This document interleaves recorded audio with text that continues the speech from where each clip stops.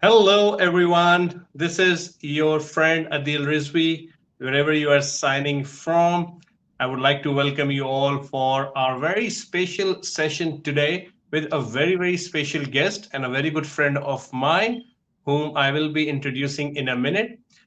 Just a quick reminder for our topic, that is, why is it important to build the know, like, and trust in any form of life, in any sphere of life, to be honest, not just in sales, not just in business, but pretty much whatever you do.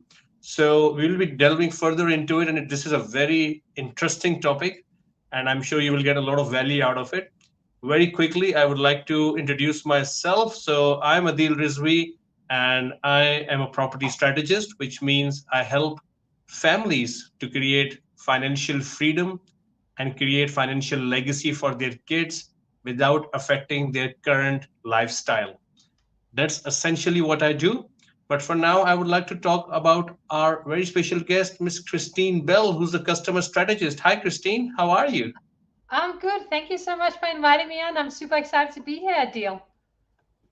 Super excited to have you for sure. And I have my own experiences working with you, and I wanted to spell it out loud right in the beginning that Christine has helped me immensely in my business journey. And especially when you're an entrepreneur and you're solo doing things on your own, which I was doing 2 years ago when I first met Christine. Well, it was 2 years ago, Christine. Sounds like Wow. sounds like a long time now, isn't it? Yes. So that is when we met, and I was still pretty much on my own at the time, the only person in the business, and I had no idea how to find customers, how to know what my customers want, and where do I find them. And that's where Christine started helping me, and we worked very closely, which we will be talking about in a while. But Yeah. Christine, welcome on the show today. Thank And you. my question to you, first of all, would be what at what point did you decide that you want to become a customer strategist? I mean, what was the thinking behind that? So, if you don't mind me going, and hi everyone, I'm glad to be here. I'm Kristine Bell. Now, if you don't mind, I'll go a little bit back in Sure. my experience because it's not something I just came up with. It's kind of like what I've done for 25 years in different capacities. So I started my journey in work, my career in big advertising agencies, Ogilvy and Mather, and I was hired in as a strategist. And you write creative briefs, and the creative briefs are often for $1 million advertising. So you got to make sure that whatever you write in the strategy is gonna connect with their ideal customers that we're trying to speak to, and we also got to make sure the message is spot on in terms of connecting with them and being relevant to them. So I learned back then that if you can't say it in, on one page, you're probably not going to be able to create an ad in 30 seconds. So being really succinct, being really single-minded and consistent about how we connect with our ideal customers is super important if we want to cut through the noise that is going on, especially in these days with everything, with all the social media and stuff. We're just bombarded with information the whole time. Yeah, So exactly. from there, I moved into brand consultancy and innovation as a strategist, and then market research. And you go, why did you go into market research? I was still a strategist, but what I learned was if you really want to understand how to build know, like, and trust, you got to do your research. You got to get to know the people you want to connect with. It's very hard to send out messages if you have no clue who they are and what's Mm, important to them and what makes them feel good and what their pain points are. So I used to do a lot of qualitative research for big brands around the world, but it was always with a strategic end. So I would go in, go deep with people, focus groups, one-on-ones, shop alongs, workshops, etc., facilitating those. And then I would pull out the key insights, understanding the human psychology, the consumer psychology, and their behavioral science, their biases, and what motivated them about the particular brand or the category we're working in. And then we understood their motivations, and then I would then put it into strategy. What did it mean for their unique value proposition? What would it mean for their brand positioning, their customer experience, their innovation, and the messaging? All those areas hang together. They're not separate. They should all speak to the same promise. They should all speak to the same message. So that's where the passion came from. And then 9 years ago, I burned out, working in agencies. I didn't know it, but I quit my job and I go, what do I do? And I then started bringing in clients, including some of the big clients that I've worked with in the past. So I was still doing big, the research and the strategy for big brands. And I enjoyed it, but I had a passion for small businesses because I started networking with our mutual friend, Edward Sears. So I want to give a shout out to him. I started networking with him about 7 years ago. So I've known him for a long time. And I got to meet so many small business owners and talk to them and understand how they were going about doing their business. And it was often, I'm not saying always, but often it would start with, I have a product and service. I'm going to love on it over here in isolation, not speak to anyone because I'm creating this amazing thing that I'm really super passionate about. It's my purpose, it's all those things. And then I go, then they go tend to do this. They guess who their ideal customers are. No research is done most often. So they're guessing it, and then they go, I need a website, I need a brand logo, I need a social media, I need all these executional things that we are being taught by the market that we must spend time and money on. But what most people, small business do, I'm not saying that's everyone, but many go straight to that, and there's no strategy that holds it together. So when we start working with a website designer who's different to a brand logo graphic designer, who's different to our social media people, then inevitably, when we don't have a strategy in place and we are not clear on who our ideal customers are and how to build know, like, and trust and how to connect with them, guess what? All these executional experts are going to start creating strategies for us. And if they're not the same person, they're going to create different strategies for us, which means inevitably all execution are not going to hang together. And I kept seeing this problem with a lot of small business owners, and it's usually because we're overwhelmed. We've got to learn so many new skills. And then we go straight to what, is tangible. And strategy is not tangible, it's subjective, and it's thinking. It's doing the thing. You know this, you're a strategist. It's doing your research. You're all about this. It's doing your thinking, and it's about creating not a plan, but actually a bigger strategy that's going to ensure you're going to win. Yeah? Yep, exactly. That was quite a lot of information to absorb. Thanks very much, Christine. So let's say for business owners, I mean, I know we all want more qualified leads. We all want more clients to work with. We all want to make revenue and money. That's a hidden secret, I would say. But once we delve into doing that, and we think in our mind we have to run ad campaigns, or we may have to do networking, or we need to have a social media presence, a website, blah blah blah blah blah. Uh, so before we actually start doing any of that, I think it's more important to actually know who are we targeting, isn't it? Yes, I wholeheartedly agree, because how can we connect with someone? How can we build a relationship that is strong enough for them to spend, we're not just asking them to buy a chocolate bar most of the time, yeah? So we're Exactly. especially you're asking them to spend quite a bit of money on you, and trusting you to make the right decisions with them and for them, yeah, in property investment.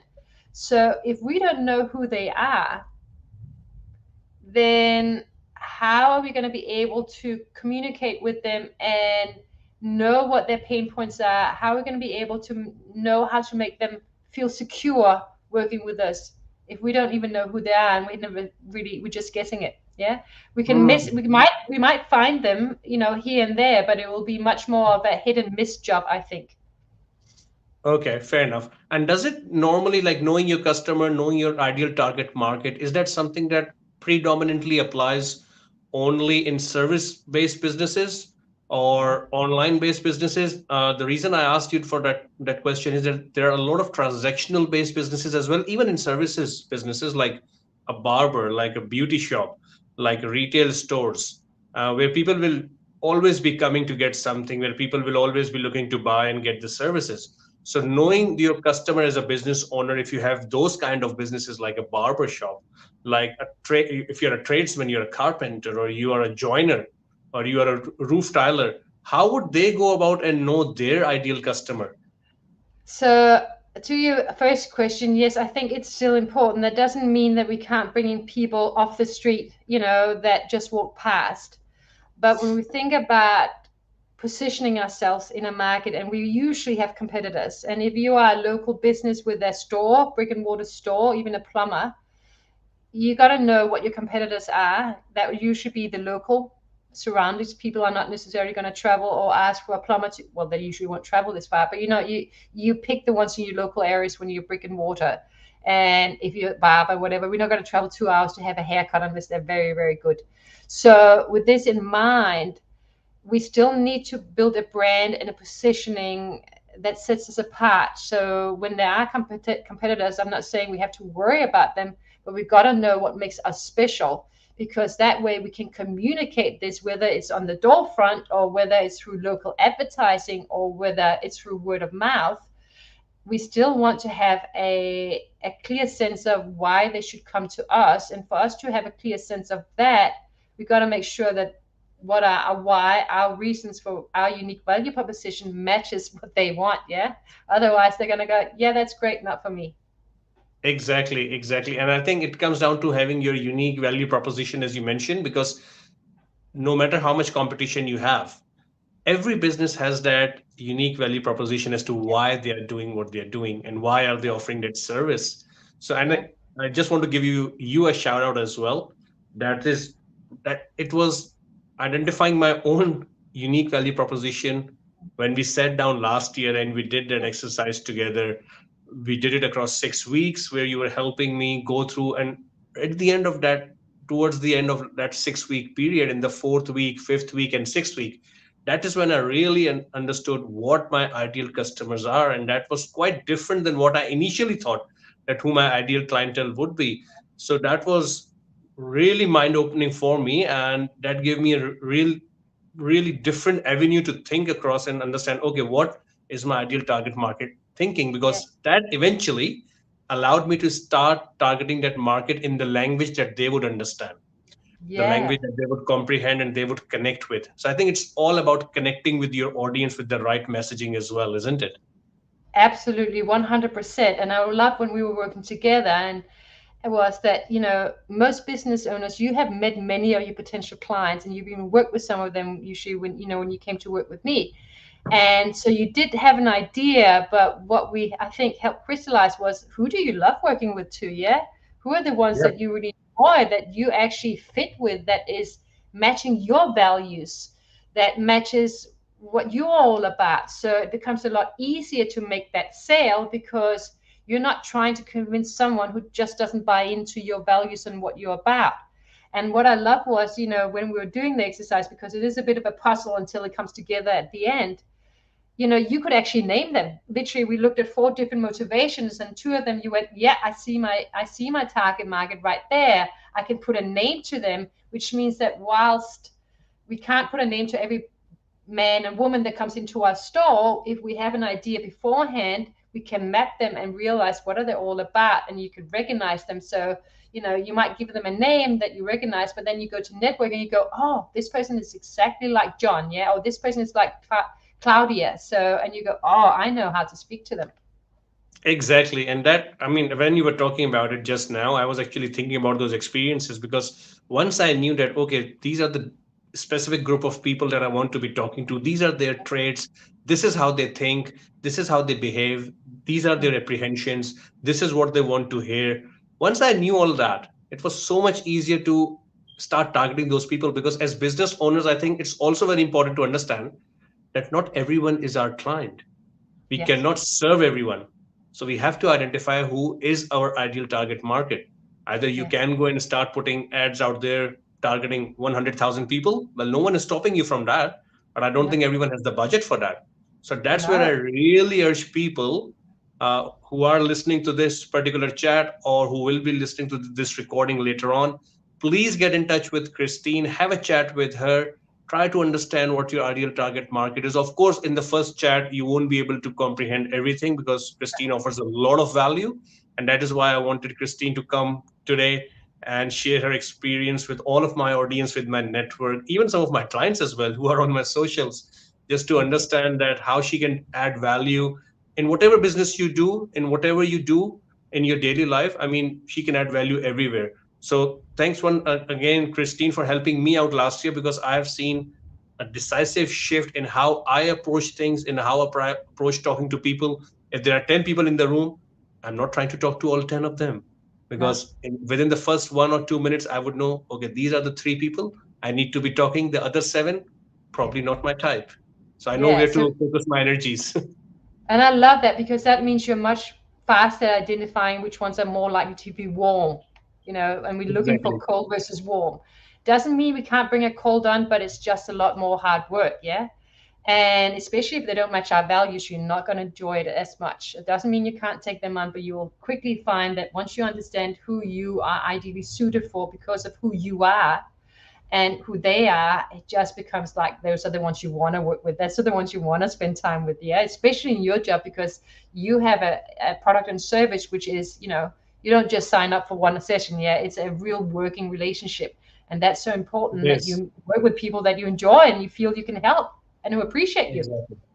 Exactly. No, that's very true. And thinking from a business owner's hat on my head right now, small business owners who are making less than 2 million a year, they don't have like infinity amount of budget to spend on ads as well, so they can't just keep pumping money into ads and okay, I will definitely find my ideal client. So they have to be more innovative, they have to be smart and selective as to where they focus their energies, where they focus their limited budgets. So I think that is Exactly. where, Kristine, your input and your expertise really comes handy, and I can't emphasize enough on that because I've Yeah. seen the difference in my own business. And totally, I would highly recommend you to anyone who wants to understand how they can have more clarity. They can reach out to more of their clients, potential clients, and Yeah. convert those conversations into business opportunities. Yeah, because once we thank you so much, and once we understand, who they are, spending 100,000 and getting no one in. If you're just sending out message to 100,000 people and you don't really know who they are and they've met you, how are you going to get the message relevant enough to your people? You're just going to be sending out big messages that probably is going to appeal to no one, to be honest, because we're trying Yep. to reach everyone. And in that, we reach no one, unfortunately. So getting a little, I'm not saying we should niche down to nothing because that's also something that some business owners do. And then it's like finding a needle in a haystack. And that's impossible too when you start out in a business. So there is some level of middle way, the middle ground, the balance between, okay, I'm starting out, let me just suss out and do my research as I suss out who I'm matching and what I'm about. And then we start going, okay, I really love these people. Those are the ones I'm great at working with. And yes, if someone else comes in, you can make a decision. Do you want their money or do you want to work with them? Exactly. No, totally agree with that, Christine. And any parting thoughts from your side before we wrap it No, up? no, I love to reach out and talk to more people about what I'm really passionate about. So feel free to follow me on LinkedIn. But other than that, I just want to say thank you for the opportunity because this is all about building know, like, and trust. And we did the same with each other. Yeah. We did the same with each other. I know we met 2 years ago, and it took me 1 year to actually make that decision that we should be working together. And now I feel I should have made that decision right at the time when we first met. Why did Yeah. it take 1 year? But sometimes we need time, yeah, in business when we're finding our feet and we're working out what we're about. We're not always ready. And there is something to be said for just going networking because it's a great place to do market research. People say, oh, It I got is. no one out. I didn't actually make money. I'm like, yeah, but did you learn something? Did you get something out of talking to others? Did you build know, like, and trust? And sometimes that can happen in 5 minutes. And sometimes you could have met and said, oh, I think Kristine is great. Maybe I want to work with her in the future, but you weren't ready for it. So sometimes we also have, depending on our business type, we don't want to wait a year for a chocolate bar, but for what you and I do, which is a little bit more expensive, then it can take a year to warm someone up to be ready. Yeah, I expect that from your clients too. You might meet someone who loves what you do, want to take you up and get their property portfolio going so they can make money and build their legacy and be there for the family and have the life they want. But they may not be ready right now. Yeah, they may need to save up some more money. They may need to get the house in order before they can actually, buy into you and work with you. And I'm assuming you don't go, okay, don't want to talk to you anymore. You just keep talking to them. You just keep warming them up. And a lot of times, I mean, you're talking about my side of things. I think that would apply for you as well. In Yeah. some cases, a lot of times when people are not ready, they think they are not ready for something. Yeah. But once we start talking to them and show them the other perspective, that is where their mindset starts accepting Yeah. that. And that Yeah. mindset change takes time. So Yeah. that can take 1 week, 2 weeks, 6 months, 1 year. You never know. I just signed up a client and I helped secure them a property in Adelaide last month. And they've been talking to me for the last 18 months. And when they Exactly. joined and came on board, we found the property in 6 weeks. So I told him, man, you took 18 months. I can't do anything for that. But once you came to me, it took me 6 weeks to find you the property. So Yeah. you could have done that in 6 weeks. even 18 months ago, but that's completely fine. You were not ready. I understand that, and I appreciate that. So now, thanks very much, Christine. I totally take that point on board as well, and I totally resonate with that. If someone wants to reach out to you and want to have a quick chat, like a quick call, or what's the best way? Can people reach out to you?